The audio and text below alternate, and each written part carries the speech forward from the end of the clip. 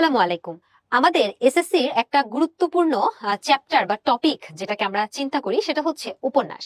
যেহেতু গল্প বা কবিতা বা প্রবন্ধ এগুলোর আয়তনটা কিছুটা ছোট হয়, কিন্তু উপন্যাসের যেই আয়তনটা সেটা একটু বড় হয়। এই কারণে দেখা যায় যে আমরা অনেকেই আসলে উপন্যাস, নাটক এই জায়গাগুলো নিয়ে একটা দুশ্চিন্তার মধ্যে আসলে থাকি, যে যেহেতু এটা অবশ্যই আমাকে উত্তর করতে হচ্ছে, এখন উত্তর করতে হলে আমি আসলে কিভাবে উত্তর করব, আমি যতটুকু জানি সেটা কি এনাফ কিনা, পর্যাপ্ত কিনা, নাকি আমাকে আরেকটু জানতে হবে, এটা সৃজনশীলটা কিভাবে একটু ভালো লেখা যায়, কি ধরনের এমসিকিউ আসে, এরকম বিভিন্ন ধরনের প্রশ্ন আসলে আমাদের থাকে। এবং যেহেতু উপন্যাসটা অনেক বড়, অনেকে আমরা এমন আছে যে পুরো উপন্যাসটা পড়ি না, আবার পড়লেও দেখা যায় যে একাধিকবার একটা গল্প বা কবিতা যেরকম বারবার বারবার পড়া হয়, উপন্যাসটা দেখা যায় যে আমাদের খুব একটা বেশি বার পড়া হয়ে ওঠে না। ফলে আমাদের একটা উপন্যাসের প্রিপারেশনের ক্ষেত্রে অনেক ধরনের ল্যাকিংস থেকে যায়। তো এই ল্যাকিংস গুলোকে আমরা অ্যাকচুয়ালি কিভাবে ওভারকাম করতে পারি, বা কোন জায়গাগুলোকে আমাদের একটা উপন্যাস থেকে, এই উপন্যাসটা বিশেষ করে আমাদের এসএসসির যে পাঠ্য সহপাঠের কাকতারু উপন্যাসটা আছে, এটা থেকে আসলে কোন জায়গাগুলোকে আমাদের একটা সৃজনশীল অ্যান্সার করার জন্য গুরুত্ব দিয়ে দেখা উচিত, সেগুলো নিয়ে আমরা আজকে কথাবার্তা বলার চেষ্টা করবো। তোমাদের সাথে আছি আমি, সাবরিনা আপু, পড়াশোনা করছি ঢাকা বিশ্ববিদ্যালয়ের বাংলা বিভাগে। এবং আমরা এই যে সহপাঠের কাকতারুয়া উপন্যাসটা আছে, এই উপন্যাসটা যদি সবাই পড়ে থাকি, তাহলে আমরা কিন্তু উপন্যাসটার বিষয়বস্তুটা সম্পর্কে আমরা সবাই জানি। উপন্যাসটার বিষয়বস্তু কি দেখো একটু খেয়াল করে, যে এখানে আমরা একটা ক্যারেক্টার পাই, একটা চরিত্র পাই, যার নাম হচ্ছে বুধা। তাহলে কাকতারুয়াটা আসলো কোত্থেকে? আমাদের প্রশ্ন এরকম থাকে। আচ্ছা, তো আমরা যদি একটু শিরোনামটা নিয়ে চিন্তা করি, কাকতারুয়া বলতে আমরা আসলে কি বুঝি? আমরা গ্রামে গঞ্জে, বা হচ্ছে তোমরা যখন কোনো গ্রামে গঞ্জেও লাগবে না, তোমরা যদি কোনো ফসলি ক্ষেতের আশপাশ দিয়ে কোথাও যাও, তখন দেখবা যে জমি বা ফসল যেসব জায়গায় ফলে, ওই জায়গাগুলোতে কাক বা বিভিন্ন ধরনের যে পাখি আছে, তারা তো এসে এসে ফসল খেয়ে চলে যাওয়ার একটা ভয় থাকে। এই জন্য মানুষ থাকলে তো সহজে পাখিগুলো আসবে না, তো সারাক্ষণ 24 ঘন্টা তো আসলে মানুষের পক্ষে ফসল পাহারা দেওয়া ভাবে সম্ভব হয়ে ওঠে না। তো এই জন্য যেটা করে যে কৃষকরা অনেক সময় তাদের ফসলের মাঝখানে একটা হচ্ছে মানুষের আকৃতি দিয়ে, বিভিন্ন ধরনের হাড়ি, মাটির হাড়ি, কাঠ, বাঁশ এগুলো দিয়ে তারা মানুষের জামা কাপড় পরিয়ে মানুষের আকৃতির একটা পুতুলের মতো বানিয়ে রাখে, যেটা কাক তাড়ানো বা পাখি তাড়ানোর কাজ করে। বিধায় এটার নাম হচ্ছে কাকতারুয়া। তো পাখি তো এত কিছু বুঝতেছে না, ও ভাবতেছে হয়তো বা এখানে কোনো মানুষ আছে আর ও আসতেছে না। তো এই যে কাকতারুয়ার টার্মটা আমরা বুঝলাম, এই টার্মটার সাথে আমাদের উপন্যাসের আসলে কতটুকু সাদৃশ্য আছে বা উপন্যাসের বিষয়বস্তুটা মিলে কিনা, এটা এখন যদি আমরা একটু আলোচনা করার চেষ্টা করি। দেখো, এই উপন্যাসটা আমরা যদি পড়ি, সবাই পড়ছি নিশ্চয়ই। তো উপন্যাসটাতে আমরা কি দেখি? উপন্যাসটাতে আমরা দেখি যে বুধা বলে আমাদের কাছে একটা চরিত্র আছে উপন্যাসের, আমরা যেটাকে বলি একদম প্রধান চরিত্র, যাকে কেন্দ্র করে আমাদের উপন্যাসটা গড়ে উঠছে, তার নাম হচ্ছে বুধা। এবং এই বুধা খুব অল্প বয়সী ছোট একটা ছেলে, যার বাবা মা ভাই বোন সবাই একটা মহামারীতে মারা যায়। কলেরা উল্লেখ করা আছে, কলেরায় তার বাবা মা, তার ভাই বোন শিলু, তালেব, বিনু এরা সবাই মারা যায়। তো মারা যাওয়ার পরে বুধা এতিম হয়ে যায় এবং তার আশ্রয় হয় তার চাচির কাছে। চাচিও অনেক বেশি ধনী ছিল বা সম্ভ্রান্ত ছিল এমনটা না।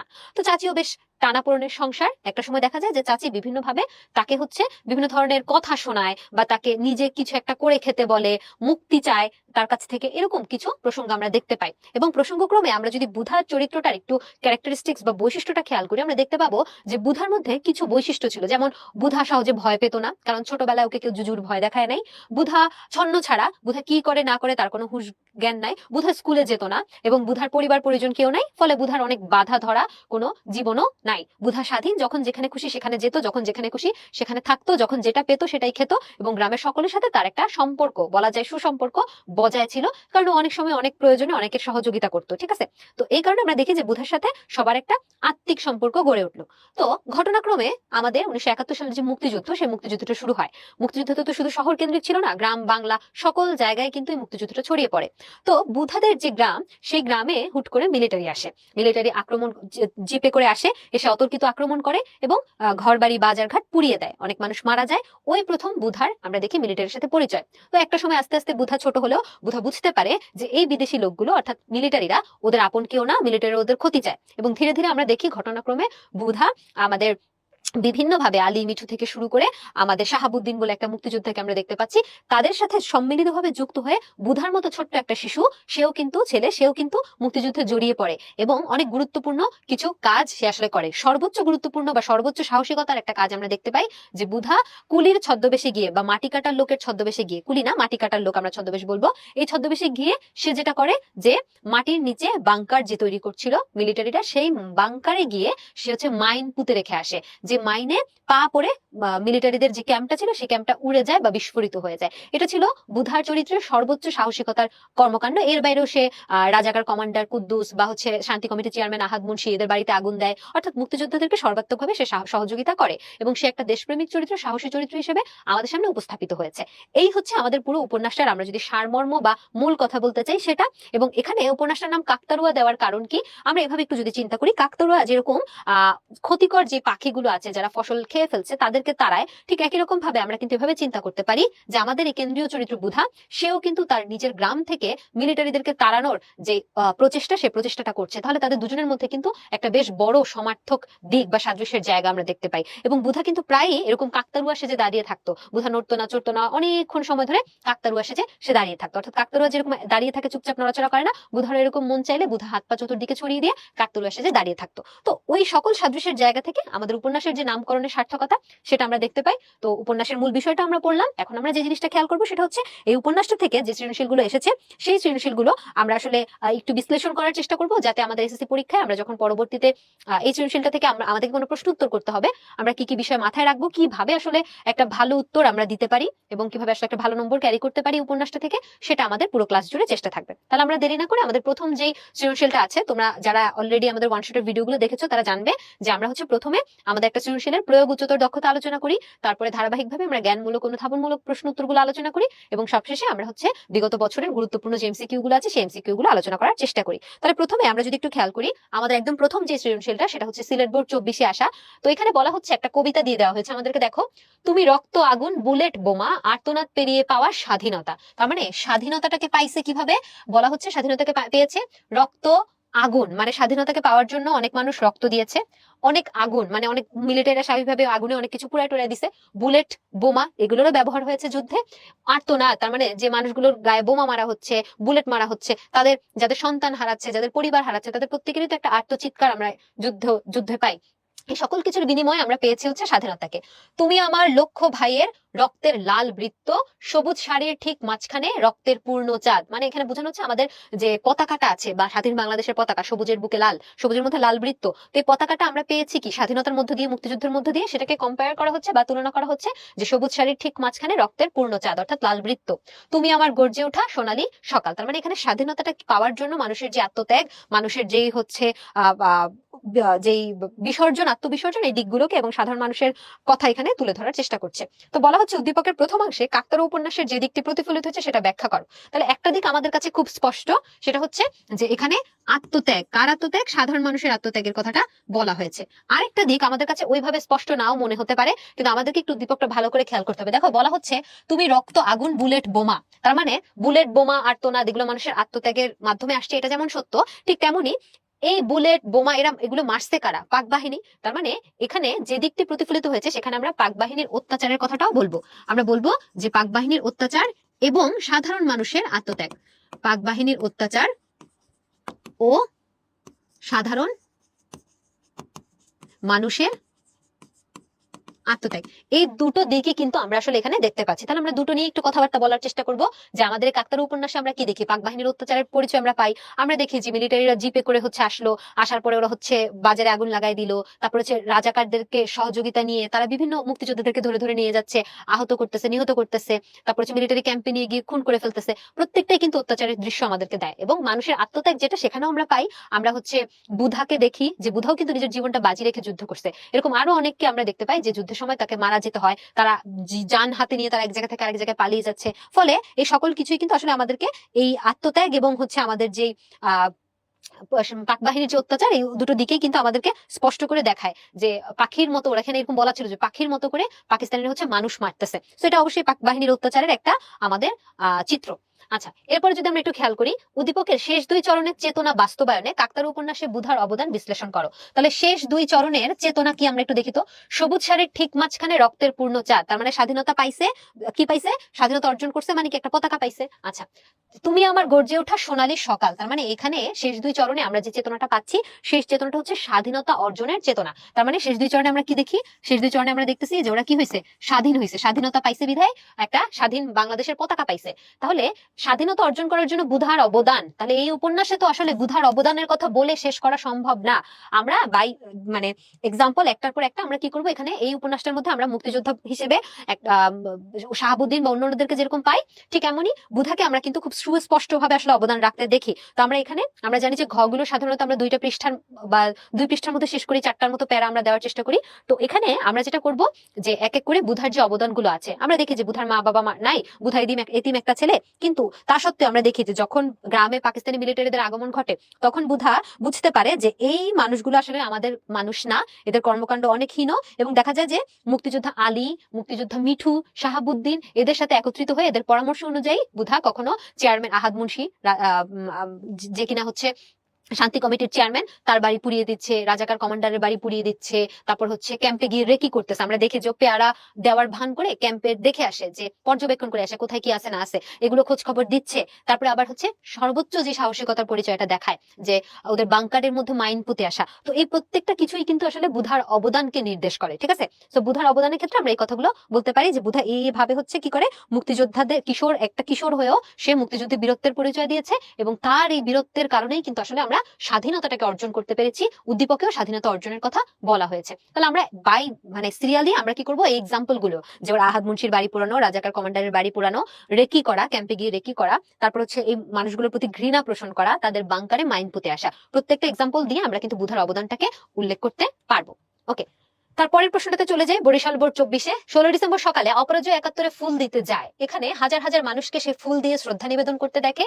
সে তার বাবার কাছে অপরাজয় 71 সম্পর্কে জানতে চায়। বাবা তাকে বলেন, মুক্তিযুদ্ধের সময় যে বীর যোদ্ধারা প্রাণপণ যুদ্ধ করে দেশের জন্য জীবন দিয়েছেন, তাদের স্মরণে এটি নির্মিত হয়েছে। তাই অপরাজয় 71 তরুণ প্রজন্মের নিকট মুক্তিযুদ্ধের প্রামাণ্য দলিল হয়ে দাঁড়িয়েছে। তার মানে দেশের জন্য যারা জীবন দিচ্ছে তাদের জন্য একটা স্মৃতি। আচ্ছা, উদ্দীপকে জীবন উৎসর্গকারী ব্যক্তিগণ কাকতারা উপন্যাসে কাদের প্রতিনিধিত্ব করে? আচ্ছা, কাকতারা উপন্যাসে আমরা যদি একটু খেয়াল করি, কাকতারা উপন্যাসে আমাদের যে বুধা চরিত্র, সে কিন্তু জীবন দেয় নাই, সে একটা কিশোর মুক্তিযোদ্ধা, ঠিক আছে, কিন্তু জীবনের কথাটা আমরা যদি একটু খেয়াল করি, আমরা দেখি যে জীবন বাজি রেখে মুক্তিযুদ্ধ করছে শাহাবুদ্দিন, আলী, মিঠু প্রত্যেকেই। তো আমরা এখানে কাদের প্রতিনিধিত্ব করে, সেক্ষেত্রে আমরা যেটা বলতে পারি যে আমাদের এই উপন্যাসে মুক্তিযুদ্ধ হিসেবে আমরা যাদেরকে পাই, শাহাবুদ্দিন, তারপর হচ্ছে মিঠু, আলী, বুধা, এদের কথা বলতে পারি, যে শাহাবুদ্দিনের নেতৃত্বে ওরা আসলে যুদ্ধ করে। এবং আমরা এই উপন্যাসে আরো দেখতে পাই যে আমাদের যে মিঠু, তারপর হচ্ছে মধু, এদের যে সম্পর্কগুলো, যারা হচ্ছে বাজারে আগুন দিয়ে তাদেরকে পুড়িয়ে মারা হয়, আবার একজন মুক্তিযোদ্ধা হিসেবে আমরা দেখতে পাই। তো এই ব্যক্তিগুলো অর্থাৎ আমাদের ওভারঅল মুক্তিযুদ্ধের সাথে সম্পৃক্ত যারা ছিল তাদেরকে প্রতিনিধিত্ব করে। তারা শহীদ হোক বা না হোক, কোন শ্রেণীটাকে প্রতিনিধিত্ব করতেছে, তাহলে আমরা কাদের যখন বলছে, আমরা বলবো হচ্ছে বুধার কথা, আমরা বলবো হচ্ছে শাহাবুদ্দিনের কথা, তারপরে হচ্ছে মিঠু, আলী, এই ব্যক্তিগুলোর কথা আমরা বলতে পারি যে এরা এবং আমাদের যত ধরনের মুক্তিযোদ্ধা আছে তাদের একটা কি করে, তাদের একটা প্রতীক বা প্রতিনিধিত্ব হিসেবে এই উপন্যাসটিতে এসেছে। আচ্ছা, এরপর উদ্দীপকে অপরাজয় 71 এবং কাকতারা উপন্যাস উভয়ে বাংলাদেশের মুক্তিযুদ্ধের প্রামাণ্য দলিল। দেখো, আমাদের এই আমাদের যে কাকতারা উপন্যাসটা আছে, উপন্যাসটার যে সার সংক্ষেপ, হ্যাঁ, ঘটনা সংক্ষেপ, সেখানে আমাদেরকে সুন্দর করে কিন্তু স্পষ্ট করে বলা আছে যে পরবর্তী প্রজন্ম বা নতুন প্রজন্ম যারা আসলে মুক্তিযুদ্ধ দেখে নাই, যেমন তুমি দেখো নাই, আমি দেখি নাই, আমরা যারা মুক্তিযুদ্ধ দেখি নাই, তারা যাতে মুক্তিযুদ্ধ সময়কার অবস্থা জানতে পারি, যে মুক্তিযুদ্ধটা কেমন ছিল, ওই সময় মানুষ কিভাবে কি করছে না করছে, এগুলো জানার জন্যই কিন্তু আসলে এই মুক্তিযুদ্ধ বিষয়ক উপন্যাসগুলো লেখা, বা মুক্তিযুদ্ধ বিষয়ক যে সাহিত্যকর্মই হোক না কেন সেগুলো লেখা। তার মানে এগুলো এক ধরনের দলিল, এক ধরনের প্রমাণ যে মুক্তিযুদ্ধের সময় এটা এটা হয়েছে। এখানে এমন না যে এটা একদম হুবহু সত্য, এখানে অনেক কিছু কাল্পনিক থাকতে পারে, কিন্তু মুক্তিযুদ্ধ কেমন ছিল সেটার একটা ধারণা কিন্তু আমরা পাই। তো এই কারণে আমরা বলতে পারি যে অপরাজয় 71 এবং কাকতারা উপন্যাস উভয়ই হচ্ছে আমাদের বাংলাদেশের মুক্তিযুদ্ধের যে স্মৃতি, সেই স্মৃতিটাকে বহন করে। এবং এখানে আমরা স্মৃতি বলতে গিয়ে, আমরা মুক্তিযুদ্ধের দলিল বলতে গিয়ে, মুক্তিযুদ্ধের সময় যে রাজাকার বলে একটা জিনিস এক্সিস্ট হয়েছিল, এটার এক্সাম্পল দিব। আমরা রাজাকার কমান্ডারের কথা বলতে পারি, কিভাবে আসলে বুধা তাদের বাড়িতে আগুন লাগিয়ে দিয়েছে প্রতিশোধ নেওয়ার জন্য। এই সকল কিছুর আমরা কিন্তু এখানে উল্লেখ করতে পারি। আচ্ছা, এরপরে আমরা দেখতে পাচ্ছি কুমিল্লা বোর্ড 24-এর একটা প্রশ্ন, সেখানে বলা হচ্ছে মেঘনা নদীতে ট্রলার ডুবে মারা যায় আলিফের মা বাবা। আমরা কি মিল পাচ্ছি? বুধার মা বাবাও কিন্তু মারা গেছে, কিসে? কলেরায়, মহামারীতে। আচ্ছা, ঘটনাক্রমে বাড়িতে থাকায় বেঁচে যায় আসিফ ও তার ছোট ভাই আবির। তাহলে কলেরার মহামারীতে আমরা দেখতে পাই যে আমাদের যে বুধা, সেও কিন্তু বেঁচে গিয়েছিল। বুধার কোনো ভাই বোন বাঁচে নাই, বাট এখানে আলিফের ভাই বাঁচছে। অসহায় আসিফ ছোট ভাইয়ের মুখের দিকে তাকিয়ে মোটর গ্যারেজে কাজ নেয়। ঘটনা শুনে গ্যারেজের মালিকের স্ত্রী তাদেরকে বাড়িতে ডেকে নেয়। তাদের আর গ্যারেজে কাজ করতে হয়নি, মালিক ও তার স্ত্রীর স্নেহাদরে তারা দুজনেই এখন লেখাপড়া শিখছে। উদ্দীপকের ট্রলার ডুবির ঘটনাটি কাকতারা উপন্যাসের কোন ঘটনার সাথে সঙ্গতিপূর্ণ? তাহলে আমরা কি বলবো? কলেরার কলেরায় মৃত্যু, হ্যাঁ, কলেরায় মৃত্যুর যে ঘটনা, ওই ঘটনাটার সাথে সঙ্গতিপূর্ণ। একদম উপন্যাসের শুরুটাই হয় এই কলেরায় যে বুধার মা বাবার মৃত্যু হয় সেটা দিয়ে। আমরা দেখি যে বুধার বুধাবাদে আরো তারা 3 ভাই বোন, মানে তারা টোটাল 4 ভাই বোন, বুধাবাদে আরো 3জন ছিল। আমরা দেখি যে সবচেয়ে ছোট যে বোনটা, ওটার নাম হচ্ছে বিনু, হ্যাঁ। তো দেখা, তারপরে শিলু বলে আরেকটা ছিল, তালেব একজন ছিল, যারা ওর পিঠাপিঠি। তো ধীরে ধীরে ওদের যে মৃত্যু, তার বাবার যে মৃত্যু, মায়ের যে মৃত্যু, এই মৃত্যুর কথাটাও কিন্তু একদম শুরুতেই উল্লেখ করা ছিল। কিন্তু দেখা গেল যে বুধা আসলে অ্যাক্সিডেন্টালি, ঘটনাক্রমে বা দুর্ঘটনাক্রমে বা সৌভাগ্যক্রমে যাই বলি না কেন, বুধা আসলে মৃত্যুর মুখ থেকে বেঁচে যায়। এবং দেখা, এখানে ওইভাবে উল্লেখ করা ছিল যে সেবার কলেরায় গ্রামের অর্ধেক মানুষ উজাড় হয়ে গেছিল, অর্থাৎ কলেরায় অর্ধেক মানুষ আসলে কি হয়ে গেছিল, মারা গিয়েছিল। তো তার পরিবারের সবাই মারা গেছে, ওই একা বেঁচে আসছে। সবাই ওকে ভাবতো যে ও মনে হয় পাগল হয়ে গেছে, ঠিক আছে। কারণ কি, কারণ ওই যে এতগুলো মানুষের মৃত্যু, চোখের সামনে নিজের পুরো পরিবারের মৃত্যু দেখা, এটা কিন্তু খুব সহজ কিছু না। তার মধ্যে বুধা তখন খুবই ছোট। সো এই শোক সহ্য করতে না পেরে, বা এই শোকে সে একদম পাথর হয়ে গিয়েছিল অনেকটা। তো এই কারণে গ্রামবাসী মনে করতো যে ও হয়তো বা পাগল হয়ে গেছে, এরকম একটা হাবভাব তাদের মধ্যে ছিল। তো এই যে এক্সাম্পলটার সাথে আমরা দেখি যে আমাদের উদ্দীপকের যে ট্রলার ডুবির ঘটনা, সে ঘটনাটার মিল আছে। কাতার উপন্যাসের বুধার চাচি যদি উদ্দীপকের গ্যারেজের মালিক ও তার স্ত্রীর মতো হতো, তাহলে বুধাকে এতটা অসহায় জীবনযাপন করতে হতো না। মন্তব্যটি মূল্যায়ন করো। তো স্বাভাবিক, আমরা দেখছি বুধার যে চাচি, সে কিন্তু বুধার দায়িত্ব খুব একটা নিতে চাচ্ছেন না। তিনি বুধাকে ভাত খাওয়ানোর সময় তিনি হচ্ছে কথা শোনাচ্ছেন। তিনি বলছেন যে তুই তুই হচ্ছে চাচির বাড়িতে আশ্রিত, তো চাচির দারিদ্রের কারণে দেখা যাচ্ছে তাকে খাওয়ার খোটা দেয়। এই খোটাটা বুধার অনেক কষ্ট হয়। তখন থেকে আমরা দেখি যে বুধা একটা মুক্ত জীবনযাপনের চিন্তা করে। এতিম ছেলে হওয়া সত্ত্বেও তার চাচি কিন্তু আসলে দারিদ্রের কারণে তাকে সাথে রাখতে পারে নাই। তো তিনি যদি গ্যারেজের মালিকের তার স্ত্রীর মতো বুধাকে সাথে রাখতো, তাহলে হয়তো বা বুধাও স্নেহ আদরে থাকতো, স্নেহে আদরে বুধাও স্কুলে যেতে পারতো। বুধার জীবনটা হয়তো এতটা অসহায় হতো না। আমরা দেখেছি যে বুধা যখন যেখানে জায়গা পাচ্ছে সেখানে ঘুমাচ্ছে, যখন যার যেটা খেতে পাচ্ছে সেটাই খাচ্ছে, বাতাস খেয়ে বুক ভরছে, এরকম অনেক এক্সাম্পল আমরা পাই। তো চাচি যদি আরেকটু স্বাবলম্বী হতেন, বা চাচি যদি ওর একটু টেক কেয়ার করতো, তাহলে হয়তোবা ওর স্নেহ বা আদরের যে জায়গাটা, সেটা ঠিক থাকতো। আচ্ছা, এরপর ময়মনসিংহ বোর্ড 24-এর প্রশ্ন। সাভারের রানা প্লাজার ভবন ধসে পড়ে কর্মরত দম্পতি মোহনা ও লিমন নিহত হয়, কিন্তু বেঁচে যায় বাসায় থাকা 7 বছরের ছেলে মিলন। তোমরা নিশ্চয়ই সাভারের রানা প্লাজা ভবন ধসের কথা শুনেছো, যদিও আমি তখন বেশ ছোট ছিলাম, তোমরা তো তাহলে আরো ছোট, বাট হয়তো বা শুনে থাকবা। তো এটা একটা মর্মান্তিক ঘটনা আসলে আমাদের বাংলাদেশের ইতিহাসে। তো ওইখানে আমরা দেখতে পাচ্ছি একটা দম্পতি, স্বামী স্ত্রী মারা যায়, কিন্তু তাদের বাসায় থাকা 7 বছরের ছেলে মিলন তো বেঁচে যায়। পিতামাতাহারা ছেলেটিকে বুকে টেনে নেয় বাড়ির মালিকের স্ত্রী রাহেলা। নিজের ছেলে মেয়েদের ভবিষ্যতের কথা চিন্তা করে স্বামী রাজি না হলেও রাহেলা মিলনকে নিজের সন্তানের মতো স্কুলে দিয়ে লেখাপড়ার ব্যবস্থা করেন। উদ্দীপকের রাহেলার সাথে কাকতাড়ুয়ার উপন্যাসের বুধার চাচির বৈসাদৃশ্য ব্যাখ্যা করো। তাহলে অমিলের জায়গাটা কি? অমিলের জায়গাটা হচ্ছে রাহেলা নিজের সন্তানের মতো করে এই ছেলেটাকে, মিলনকে কাছে টেনে নিয়েছে। কিন্তু আমরা দেখি যে বুধার চাচি কিন্তু নিজের সন্তানদের দারিদ্র্যের কারণে নিজের সন্তানদেরকে পালতেছে, কুন্তি বা অন্যদেরকে, কিন্তু বুধাকে সে, বুধার যে দায়িত্ব, সেই দায়িত্বটা সে আসলে নিতে চায় নাই। তাহলে বৈসাদৃশ্যের জায়গাটা হচ্ছে এটা। আমরা দেখাবো যে কিভাবে আসলে বুধার চাচি বুধাকে বিভিন্ন সময় খাওয়ার সময় খোটা দেয় বা কথা শোনায়, ঠিক আছে, যে কামাই করে খেতে পারিস না বাপু, অনেক তো বয়স হলো, এরকম কথাবার্তা বলে। আচ্ছা, সাদৃশ্য থাকলে উদ্দীপকের মিলন কাকতার উপন্যাসের বুধা চরিত্রে যথার্থ প্রতিচ্ছবি হয়ে উঠতে পারেনি, মূল্যায়ন করো। তাহলে আমাদেরকে কিভাবে মূল্যায়ন করতে হবে? আমরা দেখাবো যে বুধা যে চরিত্র, বুধা এবং মিলন দুজনের সিমিলারিটিজ এর জায়গাগুলো আমরা আগে দেখাবো, যে দুজনই হচ্ছে এতিম, ঠিক আছে। মিলনের ক্ষেত্রে আমরা দেখতেছি যে ওর বাবা মা অ্যাক্সিডেন্টালি মারা যায়, এতিম হয়ে যায়, ওকে দেখভাল করা তাহলে কেউ নাই। আচ্ছা, বুধার ক্ষেত্রে আমরা দেখতে পাই যে কলেরায় বুধার বাবা মা পরিবার পরিজন সবাই মারা যায়, বুধা এতিম হয়ে যায়। এটা একটা মিলের জায়গা, যে তারা দুজনই অসহায়, এতিম। আচ্ছা, কিন্তু আমরা দেখতে পাই মিলন বুধা চরিত্রের যথার্থ প্রতিচ্ছবি হয়ে ওঠে না। কেন? প্রথম কথা হচ্ছে, মিলনের যে জীবনের পরবর্তী স্টেপটা, যে ওর বাবা মা মারা গেছে, ঠিক আছে, কিন্তু পরবর্তী যে স্টেপটা সেটা কিন্তু ভালো ছিল। ওকে একজন কাছে টেনে নিচ্ছে, ওকে দেখভাল করতেছে, কিন্তু বুধাকে কিন্তু কেউ এরকম করে নাই। এটা প্রথম কথা। দ্বিতীয় কথা যেটা, সেটা হচ্ছে বুধা যে চরিত্রটা, এই চরিত্রটার আরো বিভিন্ন বৈশিষ্ট্য আমাদেরকে ঔপন্যাসিক সেলিনা হোসেন দেখিয়েছেন। আমরা দেখতেছি যে বুধা একটা সাহসী ছেলে, যে একটা দেশপ্রেমিক ছেলে, যে দেশের জন্য যুদ্ধ করতেছে, এই কিশোর বয়সে কিশোর মুক্তিযুদ্ধ হিসেবে আমাদের কাছে পরিচিত, এবং বেশ কিছু সাহসী কর্মকাণ্ড পদক্ষেপ নিচ্ছে। বুধার মধ্যে একটা ছন্ন ছাড়া ভাব ছিল, কিন্তু আবার সে দায়িত্ব বা তার তার যারা শত্রু তাদেরকে চিহ্নিত করে তাদের ক্ষতি করা বা তাদেরকে গ্রাম ছাড়া করার যে ব্যাপারটা, সেটা তার মধ্যে কাজ করতেছিল। কিন্তু আমরা কিন্তু মিলনের ক্ষেত্রে এরকম কিছু পাই নাই। ফলে বুধা চরিত্রের পারফেক্ট যে প্রতিচ্ছবি, সেটা কিন্তু মিলন হতে পারে নাই। তাদের একটা সিমিলারিটিস আছে, সেটা হচ্ছে তাদের উভয়েরই মা বাবা মারা গেছে, তারা এতিম। কিন্তু বুধা যেরকম সাহসিকতার সাথে গ্রামের সবাই পালিয়ে গেল, ও ভয়হীন হয়ে ও থেকে যায় যে পাকিস্তানিদেরকে বা মিলিটারিদেরকে গ্রাম থেকে তাড়াতে হবে। কলেরাকে তো আগে ধরতে পারে নাই, কলেরা এত মানুষ মারা গেছে, কিন্তু ওর কিছু করার ছিল না, ও তখন ছোট ছিল। এখনো বড় হয়েছে, এখনো বুঝতেছে যে এই মানুষগুলো যে হত্যাকাণ্ড করে যাচ্ছে, তাদেরকে কোনোভাবেই ছাড়া যাবে না। ফলে এই যে জীবনে ঝুঁকি নিল, দেশপ্রেম রইলো, সাহসিকতার সাথে ও যে পাকিস্তানি মিলিটারিদেরকে সরাসরি ও যে তাদের প্রতিপক্ষ হয়ে দাঁড়ালো, এরকম কিছু আমরা কিন্তু মিলনের ক্ষেত্রে পাই না। তাহলে এই এক্সাম্পল গুলো আমাদেরকে উল্লেখ করতে হবে 4টা প্যারায়। ওকে, তারপরের প্রশ্নটা দেখি, ঢাকা বোর্ড 23-এর প্রশ্ন। বলা হচ্ছে, চন্দ্রপুর গ্রামে সেদিন ভীষণ যুদ্ধ হচ্ছিল, দুপক্ষে প্রচন্ড গোলাগুলি চলছে, পাক বাহিনী সেদিন ছিল সুবিধাজনক অবস্থায়। ফলে বাংকারে থাকা মুক্তিযোদ্ধাদের পিছু হটা ছাড়া উপায় ছিল না, কিন্তু কেউ একজন ব্যাকআপ না দিলে অন্যদের পক্ষে নিরাপদে সরে যাওয়া সম্ভব ছিল না। তখন নির্ভয়ে এগিয়ে এলো সবার ছোট কিশোর মুক্তিযোদ্ধা আবু সালেক। তার ছোট্ট কাঁধে তুলে নিল বিশাল এক দায়িত্ব, ক্রমাগত গুলি করতে লাগলো পাক বাহিনীর ক্যাম্প লক্ষ্য করে। আর সেই অবসরে নিরাপদ আশ্রয়ে সরে গেল অন্য মুক্তিযোদ্ধারা। উদ্দীপকের আবু সালেকের সাথে কাকতারা উপন্যাসের বুধা চরিত্রের অভিন্ন বৈশিষ্ট্য ব্যাখ্যা করো। অভিন্ন বৈশিষ্ট্য মানে হচ্ছে ওদের যে বৈশিষ্ট্যটা সেটা মিল, একই, কোনো পার্থক্য নাই। তাহলে কেন পার্থক্য নাই? কারণ দেখো, এই যে সালেক এবং আমাদের বুধা, উভয়ের মধ্যে আমরা দেখতে পাচ্ছি যে দেশপ্রেম রয়েছে। দেশপ্রেম আছে বিধায় তারা কিন্তু নিজেদের জীবনের পরোয়া করে নাই, তারা জীবনের ঝুঁকি নিয়েছে। এই যে সালেক, সে বিশাল একটা দায়িত্ব নিল, ক্রমাগত গুলি করতে থাকলো, একটা গুলি তো তার গায়ে এসে লাগতে পারতো। ঠিক একই রকম বুধাকেও যদি আমরা দেখি, বুধা যে আহাদ মুন্সির বাড়ি পুড়াই দিচ্ছে, কমান্ডারের বাড়ি পুড়াই দিচ্ছে, ধরা খেলে ওকে মেরে ফেলার চান্স ছিল, রেকি করতে গেছে সেখানে ওকে হত্যা করে ফেলতে পারতো। ও যে বাংকার মাইন পুঁততে গেছে সেখানেও কিন্তু ধরা খাওয়ার একটা সম্ভাবনা ছিল, সেখানে ওর নিজের আহত বা নিহত হওয়ার একটা সম্ভাবনা ছিল, কিন্তু তা সত্ত্বেও কি করছে, জীবনের ঝুঁকি নিছে। সো এই বৈশিষ্ট্যগুলোর দিক থেকে আমরা কি করতে পারি, দুইজনকে আমরা একই রকম জায়গায় বা অভিন্ন জায়গায় দাঁড় করাতে পারি। ঠিক আছে, আচ্ছা। এরপর আমরা যদি একটু খেয়াল করি, উদ্দীপকটি কাকতারা উপন্যাসের সামগ্রিকতা চিত্রায়নে অক্ষম, মন্তব্যটি বিশ্লেষণ করো। তাহলে উদ্দীপকে আমরা শুধুমাত্র সালেক বলে একটা চরিত্রকে দেখতে পাচ্ছি, যেই সালেক মুক্তিযোদ্ধা হিসেবে বা বাকিদেরকে সহযোগিতা করতেছে, এটা দেখতেছি। তাহলে এটা আমাদের বুধার সাথে মিলে। কিন্তু এই পুরো উপন্যাসটাতে শুধু কিন্তু বুধার কথাই বলা হয়েছে।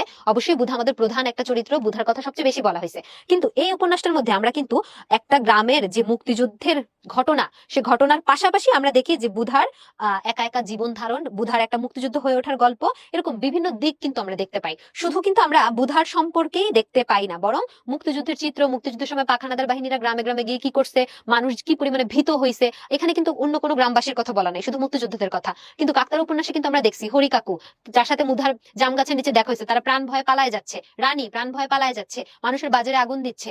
এই যে অত্যাচারের কথাটা, এই যে মানুষের জীবনের ঝুঁকির কথাটা, অর্থাৎ মানুষের তখন জীবনটা কেমন হয়ে গিয়েছিল, এরকম বিষয়গুলো কিন্তু উদ্দীপকে অনুপস্থিত। ঠিক আছে, যে মুক্তিযুদ্ধের বিরোধী একটা শক্তিও আমরা এখানে পাই উপন্যাসে। আমরা দেখতে পাচ্ছি যে উদ্দীপকে এখানে কোনো এরকম বিরোধী শক্তির কথা বলা নাই। উপন্যাসে আমরা দেখেছি যে রাজাকারদের কথা, তারপর শান্তি কমিটির চেয়ারম্যান, এই মানুষগুলো, গ্রামের একটা শ্রেণীর মানুষ আছে যারা পাকিস্তানিদেরকে সহযোগিতা করতেছে, এরকম কথাগুলো কিন্তু আমাদের উপন্যাসে ছিল, কিন্তু উদ্দীপকে কিন্তু নাই। তাহলে বিরোধী শক্তি নাই, তারপর হচ্ছে সাধারণ মানুষের জনজীবনের কথা নাই।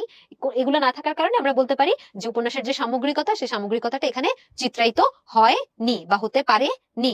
আচ্ছা, এর পরের প্রশ্নটা আমরা চলে যাই, ঢাকা বোর্ড 23-এর প্রশ্ন। দুটো কবিতা আমরা দেখতে পাচ্ছি, কবিতাংশ। প্রথমটা আমরা একটু পড়ি। স্বাধীনতা নামক শব্দটি ভরাট গলায় দীপ্ত উচ্চারণ করে বারবার তৃপ্তি পেতে চাই।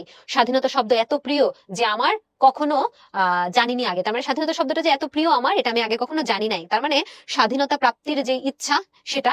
আচ্ছা, এরপর আবার আসবো ফিরে বলে সজীব কিশোর শার্টের আস্তিন দ্রুত গোটাতে গোটাতে, স্লোগানের নিভাজ উল্লাসে বারবার মিশে যায় নতুন মিছিলে, ফেরে না আর। ওকে, উদ্দীপক একের চেতনা কাকতারা উপন্যাসের বুধা চরিত্রের সাথে কোন দিক থেকে সাদৃশ্যপূর্ণ? দেখো, উদ্দীপকের একে কি বলছে, স্বাধীনতা শব্দটাকে বারবার উচ্চারণ করে তৃপ্তি পেতে চায়।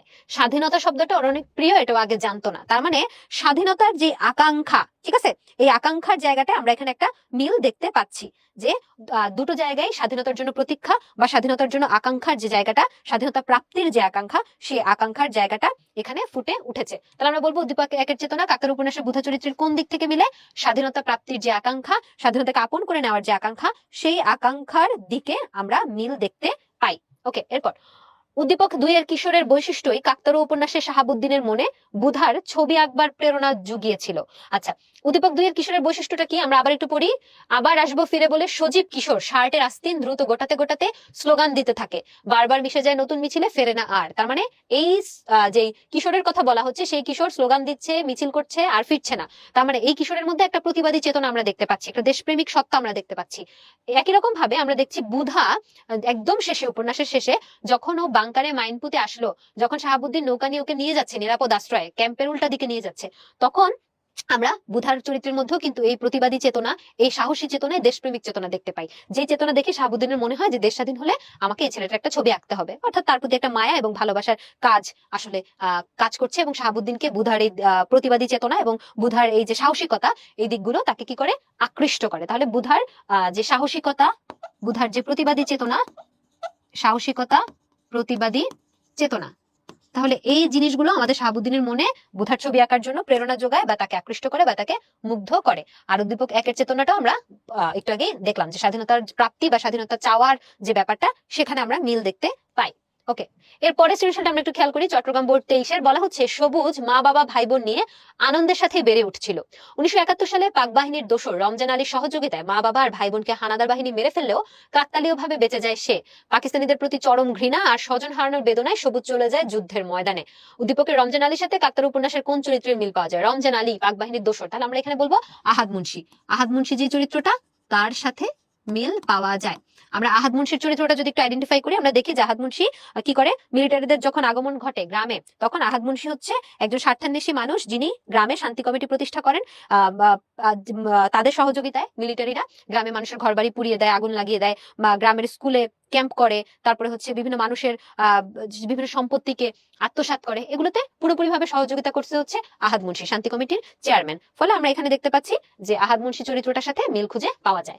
উদ্দীপকের সবুজ ও কাকতার উপন্যাসের বুধার মনোভাব এক ও অভিন্ন। তাহলে বুধা পাকিস্তানিদের প্রতি, এখানে বলা হচ্ছে সবুজ পাকিস্তানিদের প্রতি ঘৃণা আর স্বজন হারানোর কষ্টে যুদ্ধের ময়দানে যায়। ঠিক একই রকম বুধারও তো স্বজন কেউ ছিল না, তার স্বজন অনেক আগে কলেরায় মারা গেছে। এরপরে সে যখন দেখলো যে হরি কাকু, তার আপনজন যারা যারা ছিল, তারা এরকম প্রাণ ভয়ে পালাচ্ছে, তাহলে তার একটা কষ্ট কাজ করতেছে। পাশাপাশি ওর পাকিস্তানিদের প্রতি প্রচন্ড ঘৃণা জন্মায় যে কেন তারা এরকম নির্বিচারে পাখির মতো গুলি করতেছে, কেন তারা এরকম বাজারে আগুন লাগাই দিচ্ছে। আমরা দেখেছি বুধার চোখ লাল হয়ে যাওয়ার একটা ব্যাপার, ওখানে কিন্তু বুধার প্রতিশোধ স্পৃহাটা আমরা দেখতে পাই। তার মানে উভয়ের মনোভাব কিন্তু আমরা এক এবং অভিন্ন করতে পারি, যে কাছের মানুষদেরকে যখন হারায় তখন বুঝতে পারে যে সবাই যদি এরকম গ্রাম ছেড়ে চলে যায় তাহলে ওদের গ্রামটা তো ভূতের বাড়ি বা বদ্ধভূমি হয়ে যাবে। বুধা যেহেতু শক্তি আছে, বুধা এখানে লড়াই করে এই পাকিস্তানি মিলিটারিদেরকে গ্রাম ছাড়া করবে, কারণ ওরা এই বিদেশিরা ওদের এক ধরনের শত্রু, সেটা সে বুঝতে পেরেছিল। আচ্ছা, এরপরের প্রশ্নটা দেখি। ময়মনসিংহ বোর্ড 23-এর বলা হচ্ছে 1971 সালে সাজিদ ছিলেন কলেজ ছাত্র। মুক্তিযুদ্ধ শুরু হলে তিনি দেশকে স্বাধীন করার জন্য যুদ্ধে যোগ দেন বন্ধুদের সাথে। যুদ্ধ শেষে তার বন্ধুরা ফিরে আসলো, সাজিদ যুদ্ধে শহীদ হন। তাহলে আমাদেরকে উপন্যাসে আমরা যদি একটু দেখি যেরকম কোন চরিত্র যে যুদ্ধে শহীদ হয়েছে, ঠিক আছে, তাই এখনো সাজিদের বন্ধুদের দেখলে সাজিদের মা কান্না চেপে রাখতে পারেন না। উদ্দীপকের সাজিদের মায়ের সাথে কাকতার উপন্যাসের কোন চরিত্রের সাদৃশ্য রয়েছে? আমরা দেখি কাকতার উপন্যাসে মধু বলে একটা চরিত্র আমরা পাই। মধুর মা বুধাকে খেতে দেয়, যখন বুধা বলে যে শহীদ মধু, তখন মধুর মার প্রচন্ড কান্না পায়। তো এই যে মধুর মা যে চরিত্রটা, সেই মধুর মায়ের সাথে কিন্তু আমরা দেখি যে আমাদের উদ্দীপকের যে সাজিদ, তার মায়ের একটা সাদৃশ্য রয়েছে। সাজিদও এরকম যখন মুক্তিযুদ্ধে যায় তখন সে শহীদ হয়, ঠিক একই রকম মধুও শহীদ হয়। এবং মধুর মা যখনই মধুর প্রসঙ্গটা আসে তখনই কিন্তু সে গগন বিদারী যে কান্না, সে কান্নাটা পায়, তার বুক শূন্য হয়ে যায়। এবং এখানে একটা প্রসঙ্গ এরকম থাকে যে আগুনে যেহেতু মধু অ্যাকচুয়ালি শহীদ হয়, যুদ্ধ ডিরেক্টলি না করলেও আগুনে পুড়ে তো শহীদ হয়, সো মুক্তিযুদ্ধের শহীদই তো। আচ্ছা, এখন যখন কাক এই ভাতগুলো খাচ্ছে, উচ্ছিষ্ট ভাতগুলো, তখন যেন শহীদের মায়েদের বুক জুড়ায়, এরকম একটা কথা কিন্তু বুধা এখানে বলেছিল। তাহলে এখানে আমরা মিলের জায়গাটায় মধুর মা চরিত্রটির সাথে আমরা কি করতে পারি, সাদৃশ্য দেখাতে পারি। আচ্ছা, এরপর সাজিদের মতো মুক্তিযোদ্ধাদের আত্মত্যাগের কারণে আজ আমরা স্বাধীন, মন্তব্যটি কাকতার উপন্যাসের আলোকে বিশ্লেষণ করো। তাহলে কাকতার উপন্যাসে কারা কারা আত্মত্যাগ করছে, মধু থেকে শুরু করে আরো যারা যারা, আমরা দেখি যে ওদের গ্রামে একটা গণকবর পর্যন্ত হয়েছিল। গণকবর মানে কি, যে একটা জায়গায় একসাথে অনেক মানুষকে গাদানো, মানে প্রত্যেকের জন্য এত মানুষ মারছে যে প্রত্যেকের জন্য একটা একটা কবর খোঁড়ার মতো সময় সুযোগ কিছুই নাই। ফলে একটা গর্তের মতো করে সেখানে একসাথে অনেকগুলো মানুষকে কবর দেয়, এটাকে বলে গণকবর। সো গণকবর দিছে, এই মানুষগুলো আত্মত্যাগ করছে। তারপর আমরা বুধা, আলী, মিঠু, শাহাবুদ্দিন এদের প্রসঙ্গও বলবো, যে এদের আত্মত্যাগের কারণে আসলে আজকে আমরা কি হতে পেরেছি, স্বাধীন হতে পেরেছি। আচ্ছা, এরপর চট্টগ্রাম বোর্ড 22 এবং 19-এর একটা প্রশ্ন। রান্নায় ঝাল মশলা বেশি হয়, মেহমানদের খেতে একটু অসুবিধা হয়, এতে সুফিয়া বেগম রেগে গিয়ে গৃহ পরিচারিকা হাসনাকে মারধর করে বাড়ি থেকে বের করে দেন। হাসনাকে রাস্তায় দাঁড়িয়ে কাঁদতে দেখে পাশের বাড়ির বিলকিস বানু তাকে আশ্রয় দেন। আমাদের এই উপন্যাসটি আমরা দেখি যে যখন বুধা হচ্ছে আগুন লাগায় দেয়, ঠিক আছে, বুধা যখন হচ্ছে রাজাকার কমান্ডারের বাড়িতে আগুন লাগায় দেয়, তখন রাজাকার কমান্ডারের বাড়ির যে কাজের মেয়ে ছিল, নাম হচ্ছে ফুলকলি, সবাই সন্দেহ করে যে ফুলকলি মনে হয় হচ্ছে রান্না করতে গিয়ে পাটখড়ি, যেগুলো রান্নার কাজে যেগুলো ব্যবহৃত হয় আগুন মাটির চুলায়, ওই পাটখড়িগুলো হয়তো চুলার পাশে লাগছিল, ওখান থেকে আস্তে আস্তে আগুন ধরে ওদের পুরো বাড়িতে আগুন ধরছে। এটা চিন্তা করে তারা ফুলকলিকে মারধর করে বাড়ি থেকে বের করে দেয়। তাহলে ওই দিকটাতে মিল আছে। উদ্দীপকের ঘটনাটি কাকতার উপন্যাসের কোন ঘটনার সাথে সাদৃশ্যপূর্ণ? তাহলে আমরা বলবো রাজাকার কমান্ডারের বাড়িতে আগুন লাগার পরে তারা যে ফুলকলিকে মারধর করে তারা মানে ঘর থেকে তাড়িয়ে দেয়, ওই ঘটনাটার সাথে সাদৃশ্য রয়েছে। আসলে আমরা তো জানি যে আগুন লাগানো তোর পেছনে তো ফুলকলির আসলে কোনো হাত নাই, আমরা দেখি যে বুধাই কিন্তু হচ্ছে তার বাড়িতে আগুনটা লাগিয়েছিল, ঠিক আছে। এরপর ঘটনাগত সাদৃশ্য থাকলেও বিলকিস বানু কাকতার উপন্যাসের বুধা চরিত্রের সার্থক প্রতিনিধি হয়ে উঠতে পারেনি। আচ্ছা, দেখো ঘটনার মধ্যে মিল আছে। বিলকিস বানু যেরকম আমাদের হাসনাকে ধরে নিয়ে গিয়ে বাড়িতে আশ্রয় দেন, ঠিক একই রকম বুধাও ফুলকলিকে কাঁদতে দেখে, ফুলকলিকে আহত হতে দেখে, মানে মারার মুখে পড়তে দেখে বুধাও তাকে নিয়ে যায় মধুর মায়ের কাছে, খাবার দাবারের ব্যবস্থা করতে চায়, ওকে মানে শান্ত করে, হেল্প করে। তার মানে ওদের দুজনের মধ্যে একটা সহযোগিতা বা অসহায়, যেহেতু আমাদের ফুলকলি এবং হাসনা উভয় যেহেতু অসহায়, তো অসহায়ের প্রতি সহমর্মিতা, এই জায়গাটা আমরা কি দেখতে পাচ্ছি, মিল দেখতে পাচ্ছি, যে বুধাও অসহায় ব্যক্তিটার প্রতি সহমর্মী এবং আমাদের বিলকিস বানু অসহায় ব্যক্তির প্রতি সহমর্মী, মিল আছে। কিন্তু এই বুধা চরিত্রের সার্থক প্রতিনিধি বিলকিস বানু কোনোভাবেই হয়ে উঠতে পারবে না। কেন পারবে না? কারণ বুধাকে আমরা দেখি মুক্তিযুদ্ধ করতে, দেশপ্রেম আছে, সাহসিকতা আছে, কিন্তু বিলকিস বানুর যে প্রেক্ষাপট সেখানে তো এরকম কোনো কিছুই নাই। তাহলে আমরা বুধা চরিত্রের যে অন্যান্য দিকগুলো আছে সেই অন্যান্য দিকগুলোকে তুলে ধরবো, তুলে ধরে আমরা বলবো যে অসহায়ের প্রতি সহমর্মী, এই মনোভাবটা মিল থাকলেও প্রেক্ষাপট থেকে শুরু করে বুধার যে অন্যান্য বৈশিষ্ট্য সেগুলো কোনো কিছুই আসলে বিলকিস বানুর সাথে মিল করা যায় না। ঠিক আছে, আচ্ছা। এরপরের উদ্দীপকটা আমরা একটু দেখি। চট্টগ্রাম বোর্ড 22 বলা হচ্ছে, আমরা হারবো না, হারবো না, তোমার মাটির একটি কোনাও ছাড়বো না, আমরা পাজর দিয়ে দুর্গ ঘাটি গড়তে জানি, তোমার ভয় নেই মা, আমরা প্রতিবাদ করতে জানি। আমাদের অনেক পরিচিত একটা গান, মুক্তিযুদ্ধের অনেক সুন্দর চমৎকার একটা গান, আমরা হারবো না, হারবো না, তোমার মাটির একটি কোনাও ছাড়বো না। তার মানে মুক্তিযোদ্ধার যে দৃঢ় প্রত্যয়, যে কোনো মূল্যে তারা দেশকে স্বাধীন করে তুলবে, এই যে সংগ্রামী চেতনা, এই সংগ্রামী চেতনাটা আমরা এখানে দেখতে পাচ্ছি। তাহলে উদ্দীপকের আমরা কাকতারু উপন্যাসের বুধা আলো মিঠুকে নির্দেশ করে কোন দিক থেকে? সেটা হচ্ছে সংগ্রাম করে বাঁচবে, তারা কোনোভাবেই দেশের একটু জায়গাও তারা কি করবে না, ছাড় দিবে না, ওই যে চেতনা, ওই চেতনার দিকটা থেকে সাদৃশ্যপূর্ণ। উদ্দীপকের প্রসঙ্গ কি কাকতারু উপন্যাসের মূল সুর? তোমার বক্তব্যের সপক্ষে যুক্তি দাও। তার মানে তুমি যেদিকে যাবা সেদিকে তোমাকে কি করতে হবে, বক্তব্যের পক্ষে মত দিতে হবে। তাহলে আমরা মনে করি যে আমাদের যে কাকতারু উপন্যাসটা আছে সেখানেও কিন্তু আসলে এই যে বুধা আলী মিঠুর মতো এক শ্রেণীর তরুণ তরুণী যুবক, তারা মুক্তিযুদ্ধ করে তারা হচ্ছে দেশকে শত্রু মুক্ত, গ্রামকে শত্রু মুক্ত, পাকিস্তানি মিলিটারি মুক্ত করেছে। এটাই কিন্তু এই উপন্যাসটার মূল জিস্ট বা মূল বিষয়। তাহলে উদ্দীপকের যে প্রসঙ্গ, দেখো উদ্দীপকের প্রসঙ্গে আমরা দেখতেছি প্রতিবাদ করতেছে, দুর্গ গড়ে তুলতেছে, মাটির কণা ছাড়তেছে না, কোনো ভয় নাই, ওরা যে কোনো মূল্যে দেশকে স্বাধীন করে ছাড়বে। কাকতারু উপন্যাসেও কিন্তু আমরা একই জিনিসই দেখতে পাই। তাহলে বলা যায় যে দুইটাই কিন্তু একই দিকে যাচ্ছে, বা দুটো কিন্তু একই জিনিসকে আসলে আইডেন্টিফাই করছে। তো এই হচ্ছে আমাদের এই উপন্যাসটার সৃজনশীলের জায়গাগুলো। এখানে আমরা আসলে অনেক ধরনের ভ্যারাইটিস রকমের সৃজনশীল আমরা পাচ্ছি। এখানে যেরকম বুধার সম্পর্কে আমাদেরকে সৃজনশীল দেখানো হচ্ছে, ঠিক একই রকম বুধার মা বাবা কলেরায় মারা যাওয়া সেগুলো যেমন আসছে, অন্যান্য মুক্তিযোদ্ধাদের কথা আসছে, অন্যান্য মুক্তিযুদ্ধের পরিবারের কথা আসছে, রাজাকারদের কথা আসছে। ওভারঅল এই উপন্যাস থেকে বিভিন্ন স্টেজের বা বিভিন্ন টাইপের প্রশ্ন আসলে করা সম্ভব। আমরা চেষ্টা করেছি যে প্রত্যেকটা টাইপের উদ্দীপকই তোমাদের সামনে একটা একটা করে হলো অন্তত রাখার, যাতে তোমরা ধরতে পারো। ঠিক আছে, তো এখন আমরা যেটা করবো সেটা হচ্ছে এখান থেকে বিগত যে গুরুত্বপূর্ণ জ্ঞানমূলক এবং অনুধাবনগুলো আসছে ওগুলো নিয়ে একটু আলোচনা করার চেষ্টা করব। তো প্রথমে বলা হচ্ছে অনুধাবন এবং জ্ঞানমূলক। আমরা প্রথমে আসলে জ্ঞানমূলক গুলোকে একটু সলভ করে আসি, ছোট থেকে বড়তে যাই। বুধার পায়ের কাছে কি পড়ে থাকে? আমরা দেখি যে বুধার পায়ের কাছে শামুকের খোল। শামুকের খোল মানে হচ্ছে যে শক্ত একটা জিনিস, ওটা পায়ে থাকলে পা অনেক সময় কেটে যায়। তো বুধার পায়ের কাছে আমরা দেখি যে শামুকের খোল পড়ে থাকতে আমরা দেখি। তো এটা খুব একটা মানে আনকমন একটা টপিক, কিন্তু এটা থেকে ঢাকা বোর্ড 24-এ প্রশ্নটা আসছে। তাহলে আমরা বলবো শামুকের খোল পড়ে থাকে। আচ্ছা, গায়ের লোক বুধাকে কি নামে ডাকে? এই যে নামগুলো আমাদেরকে একটু ভালো করে মনে রাখতে হবে। এখানে তো বলছে গায়ের লোক বুধাকে কি নামে ডাকে। গায়ের লোক বুধাকে কাকতারুয়া নামে ডাকে, কারণ ও প্রায়ই কাকতারুয়া সাজে। কিন্তু এর বাইরে ওর আরো অনেকগুলো নাম ছিল। ওর নাম ছিল ছন্ন ছাড়া, গোবর রাজা, এরকম বুধার যেই নামগুলো আছে, যেই নামটা ওকে দিছে, হ্যাঁ, সেই নামগুলোকে আমাদের একটু মনে রাখতে হবে, কারণ এগুলো জ্ঞানমূলক বা এমসিকিউ দুটোর জন্য খুবই গুরুত্বপূর্ণ। ঠিক আছে, ওকে। এরপর বুধাকে কাকতারুয়া নাম দিয়েছিল কারা? একই প্রশ্ন, একটু জাস্ট চেঞ্জ করে দেওয়া, বুধাকে গায়ের লোকেরা কাকতারুয়া নাম দিয়েছিল। আচ্ছা, বুধা দুঃখকে কি ভাবে? বুধা দুঃখকে ভাবে হচ্ছে হিংস্র শকুন। ঠিক আছে, শকুনের মতো করে দুঃখ কি করে, মানুষের জীবন থেকে সবকিছু নিয়ে টিয়ে চলে যায়। বুধার কি খেলে বুক ভরে? আমরা দেখি যে বুধা অনেক কিছু অদ্ভুত অদ্ভুত বুধার কথা বা খেয়াল আমরা দেখতে পাই, যে ওকে আমরা বলছি বেখেয়ালি, ছন্ন ছাড়া, এলোমেলো টাইপের একটা ছেলে হিসেবে আমাদের সামনে আসছিল। তো আমরা দেখছি যে বুধা যখন বৃষ্টির পানি খায়, সে বৃষ্টির পানি খেলে আমরা পাই যে বুধার বুক ভরে। তো বৃষ্টির পানি আমরা কিন্তু কখনোই এইভাবে লিখবো না যে অমুক নং প্রশ্নের উত্তর ক বৃষ্টির পানি, এটুকু লিখবো না। আমরা লিখবো বুধার বৃষ্টির পানি খেলে বুক ভরে। অর্থাৎ পুরো বাক্যটাকে কিন্তু আমাদেরকে অবশ্যই অবশ্যই শেষ করতে হবে। একটা শব্দে বা দুইটা শব্দে অ্যান্সারটা না লেখাই ভালো। আমরা একটা বাক্যে জ্ঞানমূলকগুলো উত্তর দেওয়ার চেষ্টা করব। আচ্ছা, এরপর বুধাকে গোবর রাজা বলে ডাকে কে? গোবর কুড়ানি যে বুড়ি, তিনি হচ্ছে বুধাকে গোবর রাজা বলে ডাকে। এরপর মুক্তিবাহিনীর কমান্ডার কে? মুক্তিবাহিনীর কমান্ডারের নাম কি? আচ্ছা, আমরা দেখি যে কাকতারু উপন্যাসে যে মুক্তিবাহিনীর কমান্ডারের কথা বলা হয়েছে তার নাম হচ্ছে শাহাবুদ্দিন। শাহাবুদ্দিন, যে শাহাবুদ্দিনই বুধাকে শেষ পর্যন্ত উদ্ধার করে নৌকায় করে একটা জায়গায় নিয়ে যাচ্ছে, দূরে নিয়ে যাচ্ছে। তো আমরা বলবো শাহাবুদ্দিন, মুক্তিবাহিনীর কমান্ডার শাহাবুদ্দিন। কারা পাখির মতো মানুষ মারে? এটা তো দ্বিতীয় থট দেওয়ার কোনো সুযোগই নাই। পাকিস্তানি যে মিলিটারি বাহিনী, তারা পাখির মতো মানুষ মারছিল। আচ্ছা, কোন গাছের নিচে হরিকাকুর সাথে বুধার দেখা হয়? যখন পাকিস্তানিরা এরকম পাখির মতো মানুষ মারতেছে, বাজারে আগুন লাগাই দিচ্ছে, মানুষকে পোড়ায় মেরে ফেলতেছে, তখন জানের ভয়ে মানুষরা গ্রাম ছেড়ে যে যেখানে পারছে তারা সেখানে চলে যাচ্ছিল। তো আমরা দেখি যে হরিকাকু যখন তার স্ত্রীকে নিয়ে তারা যখন অনেক মালামাল সহকারে যাচ্ছিল, তখন বুধার সাথে দেখা হয়। কোন গাছের নিচে দেখা হয়? একটা জাম গাছ বলা হচ্ছে, যে বড় জাম গাছের নিচে আমরা দেখতে পাই যে হরিকাকুর সাথে বুধার দেখা হয়। তখন তাকে সাথে যেতে বলা হলে সেটা অস্বীকৃতি জানায় যে না, আমি যাব না, তোমরা যাও, তোমাদের তো শক্তি নেই, তোমরা যুদ্ধ করতে পারবে না, কিন্তু আমার শক্তি আছে, আমি এই মানুষগুলোকে তাড়াইতে হবে। তাহলে আমরা বলবো কোন গাছের নিচে? বড় জাম গাছের নিচে, বড় জাম গাছ। মধু কিভাবে মারা যায়? আমরা দেখি যে মধু কিন্তু আগুনে পুড়ে মারা যায়। ঠিক আছে। বুধা কিভাবে গান শেখে? আখড়ার যেই দল, আখড়ার যে গান, সে গান শুনে শুনে ও হচ্ছে গান শেখে। আখড়া মানে হচ্ছে এক ধরনের আড্ডা, আড্ডায় যে গান টানগুলো গাওয়া হয় সেখান থেকে গান শুনে ও গান শেখে। বিনু হাসলে কি মনে হতো? বিনু হচ্ছে বুধার বোন। ঠিক আছে।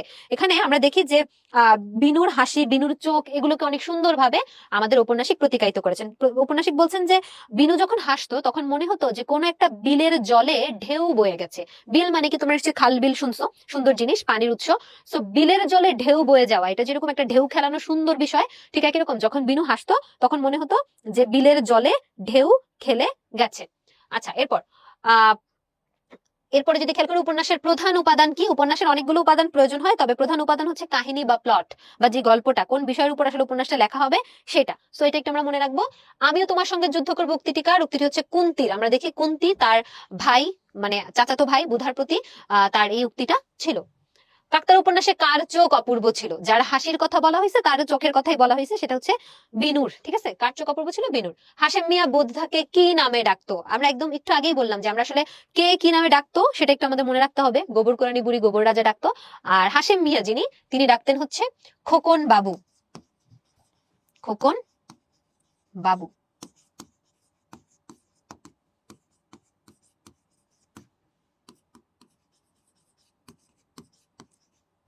বিলের জলে ঢেউ খেলে যায়।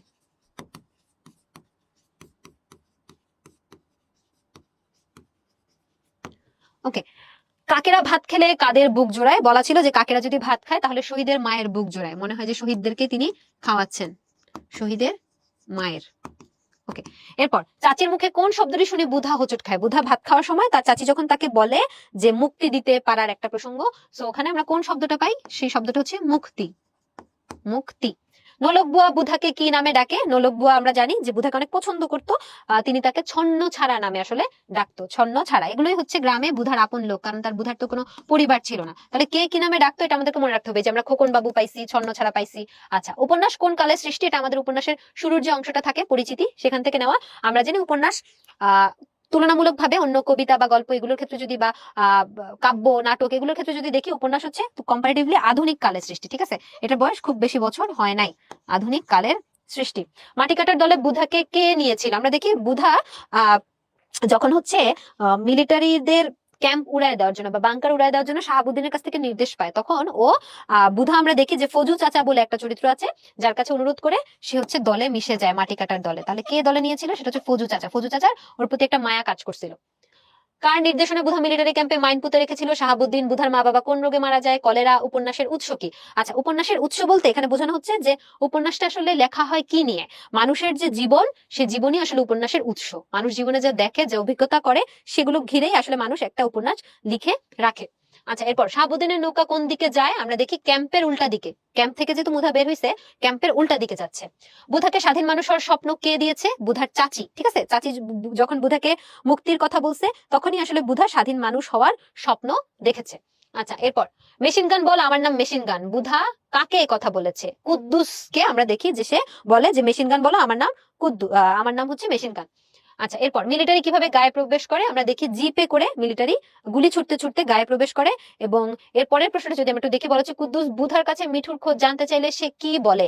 তখন বুধা একটু উত্তর যে দেয়, সে উত্তরটা কিন্তু ইচ্ছা করে একটু অন্যরকম উত্তর দেয়, এলোমেলো উত্তর দেয়, বুঝায় যে আমি ছন্ন ছাড়া, আমি পাগল, আমার কোনো কিছুর হিসাব নাই। তখন বলে যে যাও, আমি কিভাবে জানবো, নদীর তলে খুঁজে দেখো। ঠিক আছে।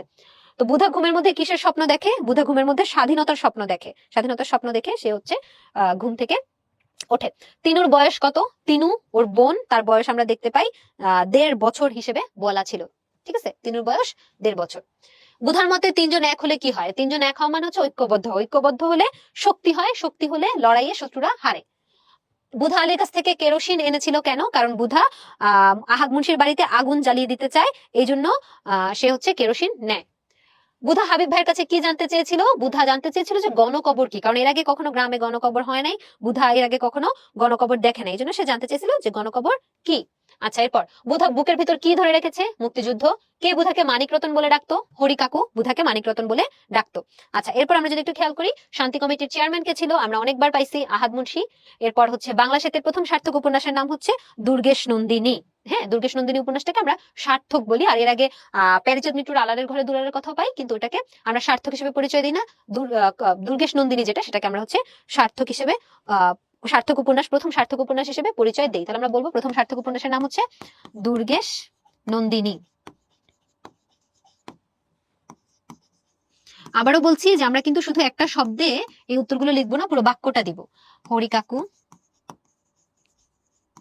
তারপর হচ্ছে বুধাকে বুকের ভিতর কি ধরে রেখেছে? মুক্তিযুদ্ধ। হাবিব ভাইয়ের কাছে জানতে চেয়েছিল গণকবর সম্পর্কে। কেরোসিন এনেছিল আহাদ মুন্সির বাড়িতে আগুন দেওয়ার জন্য।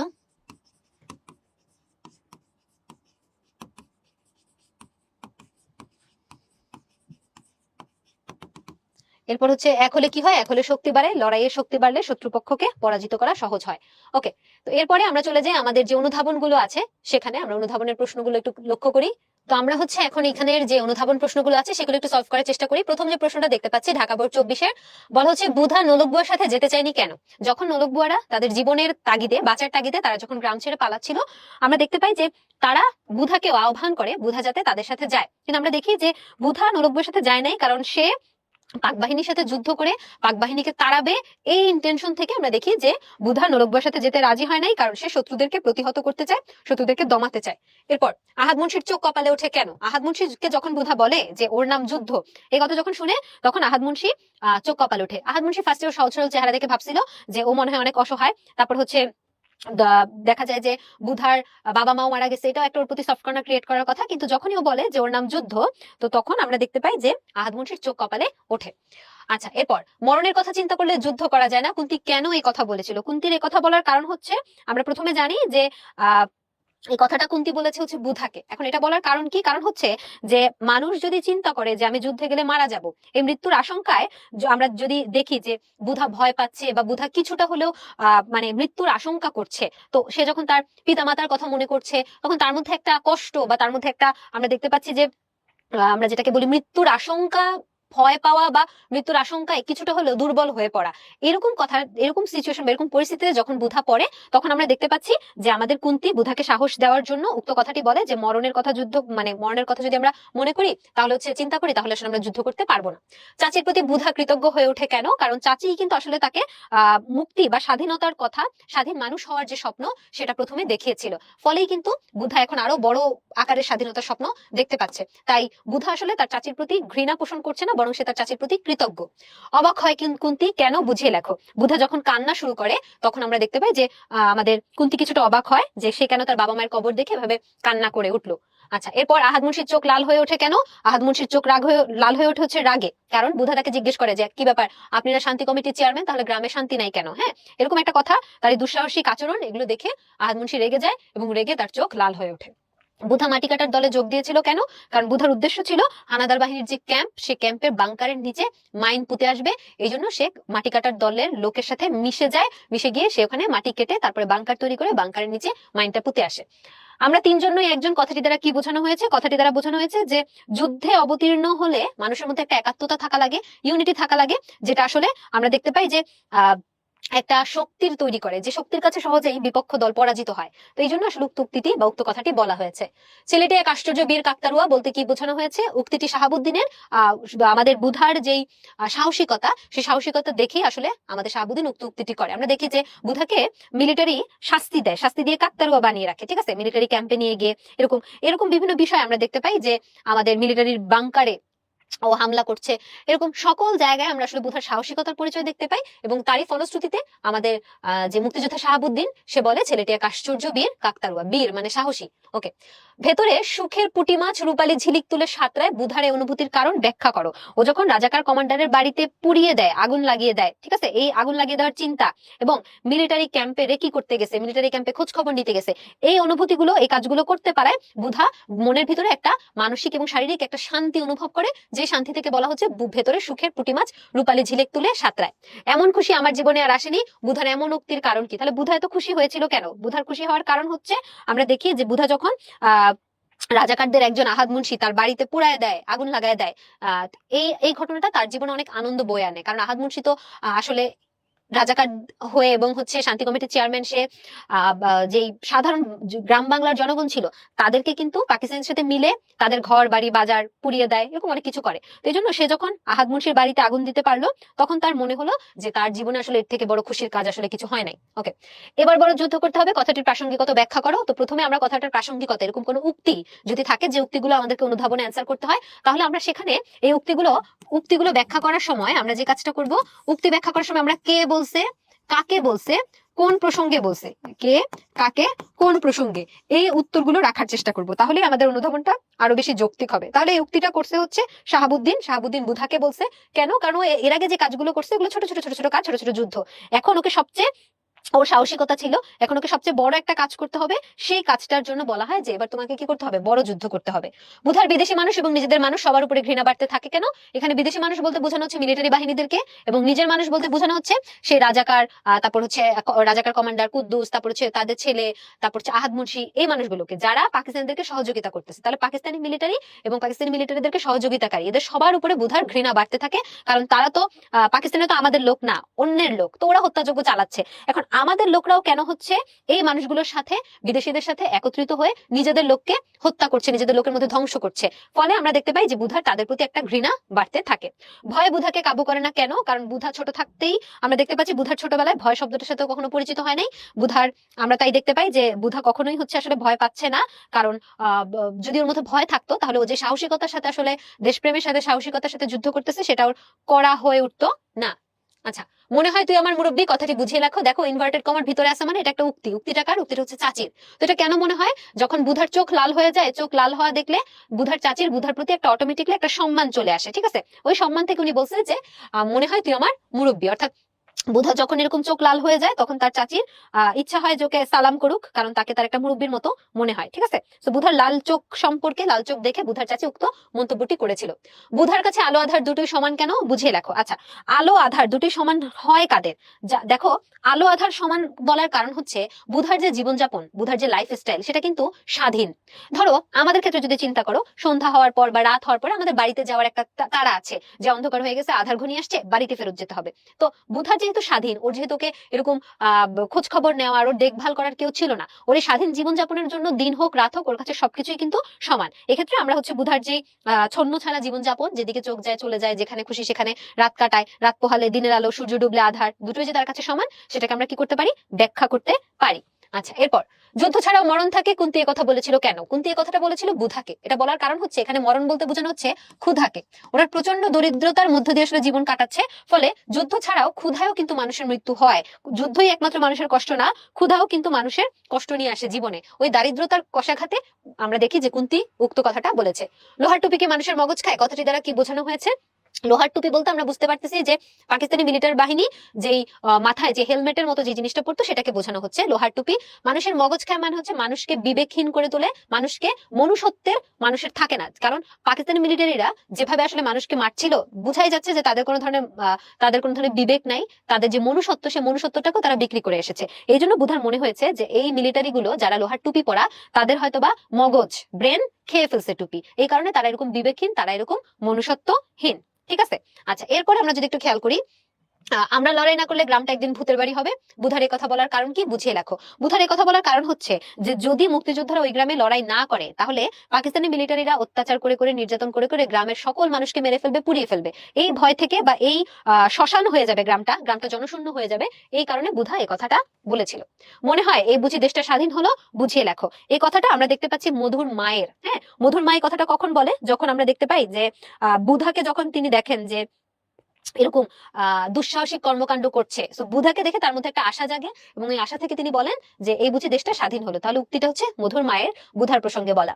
নিজের বোঝা নিজে বইবো, উক্তিটি বুঝিয়ে লেখো। উক্তিটি হচ্ছে বুধার। এই কথাটা বলার কারণ হচ্ছে তার চাচি যখন তাকে বলে যে এই আর্থিক টানাপোড়েনের মধ্যে তোমার কাছে মানে চাচির কাছে বুধা একটা বোঝা, এবং তখন বুধা একটা সময় বলে যে সে কি করে আত্মবিশ্বাসী হয়ে ওঠে এবং বলে যে এখন থেকে আমি নিজের বোঝা নিজেই বইবো, মানে নিজে নিজের খাদ্য বা নিজে নিজের সবকিছু দেখভাল করবো। এই যে বুধার যে আত্মনির্ভর হওয়া, এই আত্মনির্ভর হওয়ার দিকটাকে এখানে আইডেন্টিফাই করা হয়েছে। এরপরে একটু খেয়াল করি, তোকে দেখে বুঝতে পারছি দেশটা স্বাধীন হবে মিঠুর একথা বলার কারণ কি। এই যে বুধার মধ্যে এরকম সাহসিকতা, এই সাহসিকতা দেখে বুধার এই স্বাধীনতার যে চেতনা, এই চেতনাটা দেখে আমাদের মিঠুর মনে হয় যে না, বুধার মতো সাহসী একটা ছেলে যেহেতু দেশের জন্য নামছে, ওর মধ্যে যেহেতু এত স্বাধীনতার আকাঙ্ক্ষা আছে, এই দেশকে স্বাধীন হতেই হবে। ঘুঘু দেখেছো কিন্তু ফাঁক দেখো নিচা, উক্তিটি কোন প্রসঙ্গে বলা হয়েছে? এরকম উক্তি থাকলে আমরা যেটা করি যে কার সম্পর্কে বলছে, কাকে বলছে, এটা বলার চেষ্টা করব। তো এই কথাটা বুধাকে রাজাকারেরা বলেছিল। তো আমাদেরকে বলতে হবে যে বুধা যেহেতু একটা ছন্নছাড়া জীবনযাপন করতো এবং রাজাকার কমান্ডার বা আহাদ মুন্সি ওকে কোনো প্রশ্ন করলেও সোজা সোজা উত্তর দিত না, তখন আহাদ মুন্সির সাথে যে রাজাকাররা ছিল তারা তাকে মেরে ফেলার ভয় দেখায় এবং মেরে ফেলার ভয় দেখিয়ে উক্ত কথাটা বলে। আচ্ছা, এরপর শাহাবুদ্দিন বুধার ছবি আঁকবে কেন? কারণ বুধা শাহাবুদ্দিনকে মুগ্ধ করেছে ওর সাহসিকতা দেখিয়ে, ওর দেশপ্রেম দেখিয়ে। যুদ্ধের সময় কত জ্বালা যে সইতে হয় কথাটি বুঝিয়ে লেখো। তাহলে এই কথাটা বলছে কে? এই কথাটা বোঝানো হয়েছে হচ্ছে যুদ্ধ জিনিসটা তো আসলে অনেক সহজে আসে না, এখানে অনেক ত্যাগের প্রয়োজন, তিতিক্ষা, নির্যাতন, এগুলোর প্রয়োজন। তো এই কথাটা বোঝাতেই ফুলকুলিকে বুধা উক্ত কথাটা বলে যে দেখ যুদ্ধ চলতেছে, এখন যুদ্ধের সময় তো আসলে আমাদেরকে অনেক কিছু ত্যাগ করতে হয়। যে ফুলকলি যে মার খেলো, এই মারটা তো তার খাওয়া হয়েছে অহেতুক, কারণ ফুলকলি তো আগুন লাগানোর পেছনে কোনোভাবে ওর হাত নাই, আগুন লাগাইছে মুক্তিযোদ্ধারা বা আগুন লাগাইছে বুধা। তো এই জন্য বুধা বলতেছে যুদ্ধের সময় কত যন্ত্রণা সইতে হয়, কারণ এখন এটার পেছনে আসলে বুধার যে হাত আছে, কিন্তু ফুলকলির যেহেতু কোনো হাত নাই, কিন্তু যুদ্ধের পরিস্থিতির শিকার সেটা বোঝানোর জন্য ফুলকলিকে উক্ত উক্তিটা বুধা করে। আটপোড়া বাজারটার দিকে তাকে ওর চোখ লাল হতে থাকে কেন? এর কারণ হচ্ছে প্রতিশোধ নেওয়ার একটা স্পৃহা ওর মধ্যে জাগ্রত হয়। ওর কাছে মনে হয় যে এই যে পাকিস্তানি মিলিটারিরা এখানে আসলো, এসে তারা যে হচ্ছে এভাবে উৎপাত শুরু করলো এবং তারা এইভাবে বাজার পুড়িয়ে দিল, এই আটপোড়া বাজারটা দেখে ওর মধ্যে একটা প্রতিশোধের স্পৃহা জাগ্রত হয় যে না, এই মানুষগুলোকে তাড়াতে হবে, এরা আমাদের জন্য ক্ষতিকর। ওই প্রতিশোধের স্পৃহা থেকে ওর চোখটা লাল হতে থাকে। এবার মৃত্যুর উৎপাত শুরু করেছে ভিন্ন রকমের মানুষ, কথা বলার কারণ কি? প্রথম মৃত্যুর উৎপাত শুরু করছে হচ্ছে কলেরা, কলেরায় গ্রামের অর্ধেক মানুষ মারা যায়। এখন মৃত্যুর উৎপাত শুরু করছে হচ্ছে পাকিস্তানি মিলিটারিরা। তো এই জন্য বলা হচ্ছে এবার মৃত্যুর উৎপাত শুরু করেছে ভিন্ন রকমের মানুষ। যে মানুষের দৃষ্টিতে ভাষা নেই, বুধার মতো সে মানুষ মানুষ নয়। এই কথাটা দ্বারা কি বোঝানো হচ্ছে? মানুষের মনের যে আবেগ সেটা কিন্তু চোখে প্রকাশিত হয়। তাহলে আমরা দেখতে পাচ্ছি যে মিলিটারিদের কে বুধা যখন কাছ থেকে দেখার সুযোগ পায় রেকি করার কাজ করতে গেলে, হ্যাঁ, ও যখন ক্যাম্প রেকি করতে গেছিল তখন ও মিলিটারিদেরকে কাছ থেকে দেখে, দেখে যে এদের চোখে কোনো ভাষা নেই, ওর চোখে চোখ পড়লে ওদের দৃষ্টি কেঁপে ওঠে না। এই জন্য বুধার মনে হয় যে এরকম আবেগ শূন্য মানুষ মানুষ হতে পারে না, বিবেক শূন্য। ওই যে লোহার টুপি মানুষের মগজ খায়, ওখানে যেরকম বিবেকহীন মানুষ, ঠিক এরকম এখানে আমরা চোখ দেখে বুঝতে পারতেছি যে মানুষগুলো আবেগহীন। তো আবেগহীন মানুষকে বুধার মতে কোনোভাবেই মানুষ মনে হয় না। আচ্ছা, তো এই তো আমাদের অনুধাবন গেল, জ্ঞানমূলক গেল। এবার হচ্ছে আমরা আমাদের যে এমসিকিউ গুলো আছে সেগুলো একটু সলভ করার চেষ্টা করি। বুধা রাজাকার কমান্ডারের বাড়িতে আগুন দেয় কেন? অনেকগুলো বোর্ডে আমরা দেখতে পাচ্ছি প্রশ্নটা আসছে। এটার অ্যান্সার কি? প্রতিহিংসা, প্রতিশোধ, ব্যক্তি স্বার্থ, ফুলকলিকে বাঁচাতে।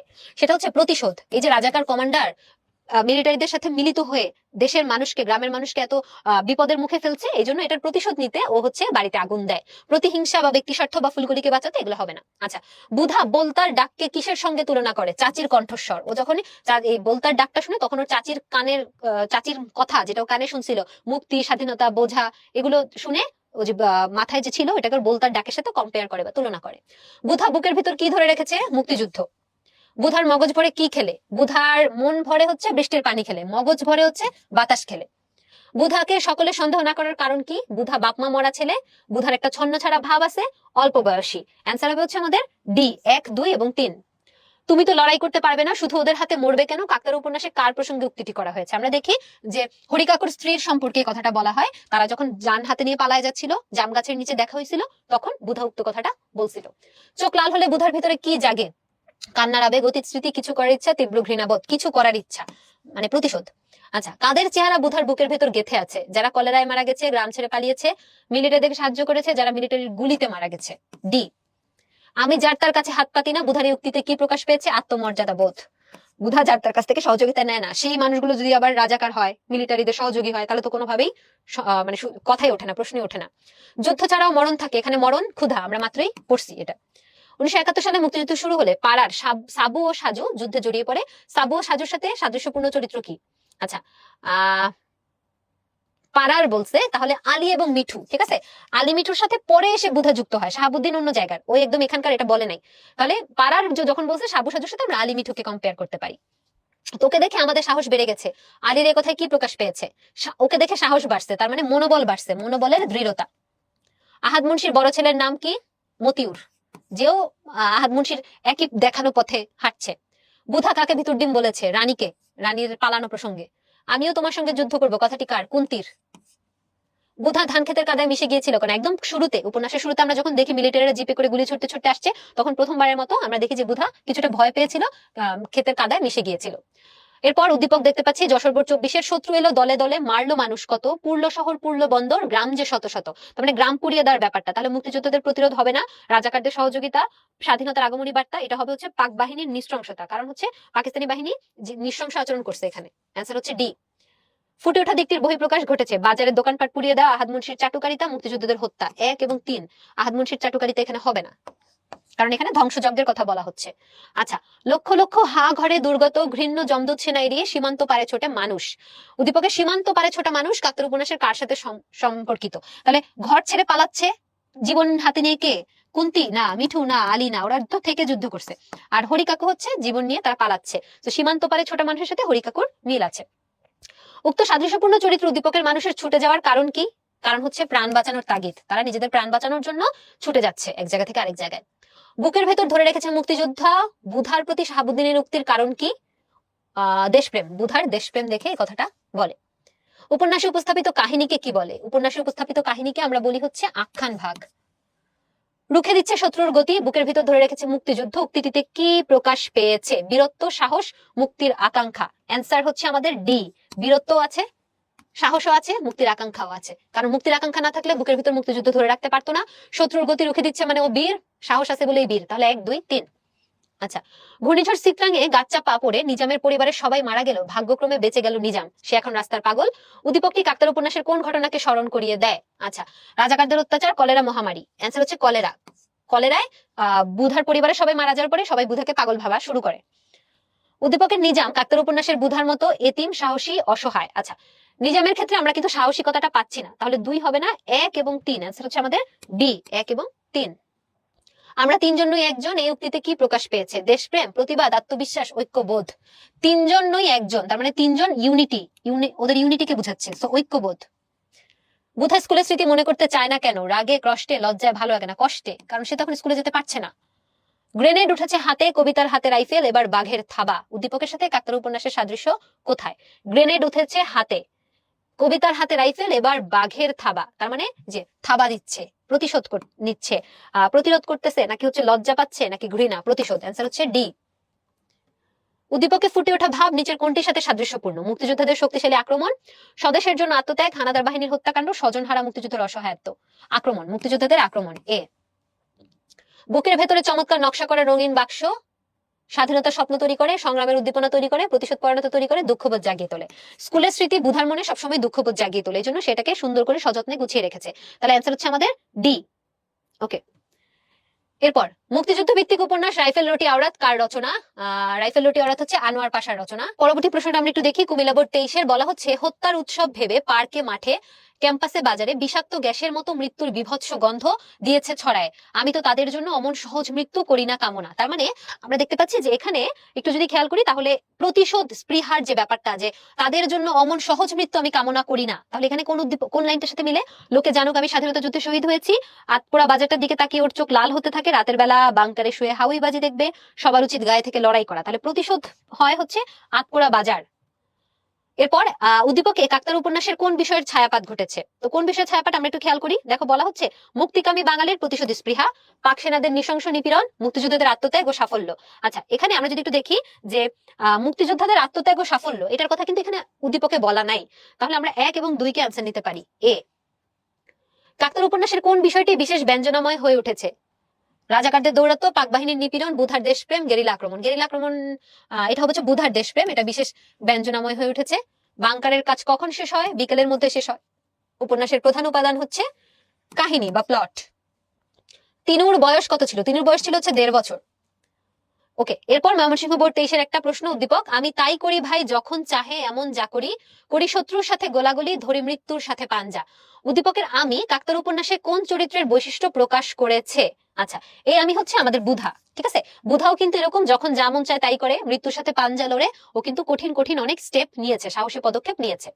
উক্ত চরিত্রের এমন বৈশিষ্ট্য প্রকাশ করে কোন বাক্যটি? আচ্ছা, তো কোন বাক্য আমরা একটু দেখি। নোলক বউয়ের সাথে যেতে রাজি না হওয়া, আহাদ মুন্সির ঘরে আগুন দেওয়া, শামুকের খোলসকে লোহার টুপি মনে করা, বাংকারে মাটি কাটতে গিয়ে মাইন পুঁতে আসা। বাংকারে মাটি কাটতে গিয়ে মাইন পুঁতে আসার মধ্য দিয়ে ওর কিন্তু ওই যে মৃত্যুর সাথে পাঞ্জা নেওয়া, শত্রুর সাথে গলাগলি, শত্রুর কাছাকাছি গিয়ে শত্রুর কে খতম করে আসার একটা মতো একটা স্টেপ বুধা আসলে নিয়েছিল মাইন পুঁতে আসার মধ্য দিয়ে। সো অ্যান্সার হচ্ছে আমাদের ডি। ওকে, দেশের প্রতি বুধার গভীর ভালোবাসা এবং আত্মত্যাগের মানসিকতার পরিচয় কোন উক্তিটাতে আমরা পাই? দেশের প্রতি ভালোবাসা, আত্মত্যাগ। আচ্ছা, আপনি তো শান্তি কমিটির চেয়ারম্যান, শান্তি কই দেখো সেপাইগুলো মেশিন গান। এখানে লোকে জানুক আমি দেশের জন্য শহীদ হয়েছি, তাহলে দেশের প্রতি ভালোবাসা, আত্মত্যাগ। শহীদ হয়েছে মানে কি? আত্মত্যাগ করছে। ওকে, এরপর বরিশাল বোর্ড 22-এর প্রশ্ন, অসংখ্য মানুষ পিঁপড়ের মতো ছুটছিল, মাথায় সুটকেস, বগলে কাপড়ের গাটারি, হাতে হেরিকেন, কোমরে বাচ্চা, চোখে মুখে কি এক অস্থির আতঙ্ক। আমরা আমাদের এই কাকতাড় উপন্যাসেও কিন্তু অনেক মানুষকে জীবন নিয়ে পালাতে দেখি। কাকে কাকে পালাতে দেখি আমরা? নোলক বুয়া, ফজু চাচা, হরিকাকু, আতাফুপু। আমরা দেখি যে আমাদের যে হরিকাকু, তারা কিন্তু এরকম গাট্টি বস্তা নিয়ে তারা হচ্ছে জীবন নিয়ে যাচ্ছিলেন, যেখানে জাম গাছটার নিচে বুধার সাথে দেখা হয়। উদ্দীপকের মূল ভাবের মধ্য দিয়ে কাকতাড় উপন্যাসের কোন বিষয়টি ফুটে উঠেছে? মুক্তিযুদ্ধের সময় দেশের মানুষের অসহায়ত্ব, উদ্বাস্তু মানুষের ভোগান্তি, মুক্তি পাগল জনতার ঐক্য, সংগ্রামী চেতনা। আচ্ছা, উদ্দীপকে মানুষের অসহায়ত্বের কথা আছে। দেখো মানুষ পিঁপড়ার মতো যাচ্ছে, মানুষের ভোগান্তির কথা আছে, মানে কষ্টের কথা। তাহলে হবে হচ্ছে আমাদের 1 এবং 2। জনতার ঐক্য, সংগ্রামী চেতনা, উদ্দীপকে কিন্তু কোথাও ঐক্য বা সংগ্রামের কথা বলা হয় নাই, এই জন্য আমরা 3 নিতে পারতেছি না। আচ্ছা, এরপর বুধার কল্পনায় কি ভেসে ওঠে? তেপান্তরের মাত, রাজপুত্র, কোটালপুত্র, তারপরে হচ্ছে পঙ্খিরাজ ঘোড়া। 1 এবং 3, রাজপুত্র কোটালপুত্রের কথা বলা হয় নাই, বলা হয়েছে তেপান্তরের মাঠ, পঙ্খিরাজ ঘোড়ার কথা। শরীর মোচড়াতে মোচড়াতে কার চোখের মনে স্থির হয়ে যায়? বুধার বাবা, মা, তালেব, শিলু। বাবা কলেরায় যখন মারা যাচ্ছিল তখন ওর বাবার মৃত্যু প্রসঙ্গে এভাবে বলা ছিল যে শরীর মোচড়াতে মোচড়াতে চোখের মনিটা হঠাৎ করে স্থির হয়ে যায়, মানে মারা যায়। মরণের কথা মনে করলে যুদ্ধ করা যায় না, কুন্তী বুধাকে কথা বলেছে কেন? অনুপ্রাণিত করতে, ভয় না পাওয়াতে। আটপোড়া বাজারটার দিকে তাকিয়ে ওর চোখ লাল হতে থাকে, প্রতিশোধের আকাঙ্ক্ষায়। আধুনিক বাংলা উপন্যাসের স্রষ্টা আমরা বলি বঙ্কিমচন্দ্র চট্টোপাধ্যায়কে, এটা আমরা জ্ঞানমূলকেও এরকম একটা পেয়েছিলাম। প্যারিচাঁদ মিত্রকে আমরা পাই, জালালের ঘরে দুলালটা লেখেন, কিন্তু আধুনিক বাংলা উপন্যাসের স্রষ্টা হিসেবে আসলে আমরা বঙ্কিমচন্দ্র চট্টোপাধ্যায়কেই পাই। শরৎচন্দ্র জনপ্রিয়, রবীন্দ্রনাথ তো 2 বাংলার জনপ্রিয়, বাট অ্যান্সার হচ্ছে আমাদের এ। এবার বাঘের থাবা, ভোজ হবে আজ প্রতিশোধে, তার মানে এখানে প্রতিশোধের কথা বলছে। তাহলে কাকেরা ভাত খেলে সৌদের মায়ের বুক জোড়ায়, যুদ্ধ ছাড়া মরণ থাকে, লোহার টুপি মগজ খেয়েছে।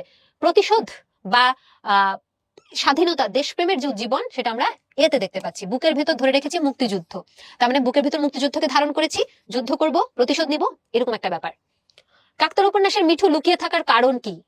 পাক বাহিনী জওয়ানদের ধরে নিয়ে যায়, যুদ্ধকে ভয় পায়, রাজাকাররা ধরিয়ে দিতে পারে, মিলিটারি গুলি করতে পারে। যে মুক্তিযুদ্ধ করতেছে সে মিলিটারিদের গুলিরও ভয় পায় না, যুদ্ধকেও ভয় পায় না, রাজাকাররা ধরিয়ে দিতে পারে, পাক বাহিনী জওয়ানদের ধরে নিয়ে যায়। এটা হচ্ছে এ হতে পারে, পাক বাহিনী জওয়ানদেরকে ধরে নিয়ে যায়। লোহার টুপি কি মানুষের মগজ খায়? বুধার এই কথা প্রকাশ পেয়েছে পাকিস্তানিদের মনুষ্যত্বহীনতা, বুদ্ধিহীনতা। তাহলে অ্যান্সার হচ্ছে 1 এবং 2। পাকিস্তানিরা অত্যাচারী ছিল, এটা ট্রু, তাদের অত্যাচারী মনোভাব ছিল, কিন্তু সেটা লোহার টুপির সাথে কানেক্টেড না। লোহার টুপির সাথে বিবেক, বুদ্ধি, মানবিকতাটা কানেক্টেড, এজন্য আমরা সিটাকে নিতে পারতেছি না। বুধাকে কাজে নেয়া ফজু মিয়া চরিত্রের কোন দিকটি ফুটে ওঠে? ফজু মিয়ার মধ্যে দেশপ্রেম ছিল কিনা আমরা জানি না, আমরা মমতা বলবো, যে বাপ মা নাই, আচ্ছা ঠিক আছে কিছু একটা করুক, টাকা পয়সা পাক, সমস্যা নেই, সো মমতা। চমৎকার নকশা করা রঙিন একটা বাক্স আছে বুকের ভিতর, এই রঙিন বাক্স হচ্ছে স্বাধীনতা স্বপ্ন, স্কুলের মজার দিনগুলি, যেটাকে সে সযত্নে রেখে দিয়েছে, যেটা দেখলে তার কষ্ট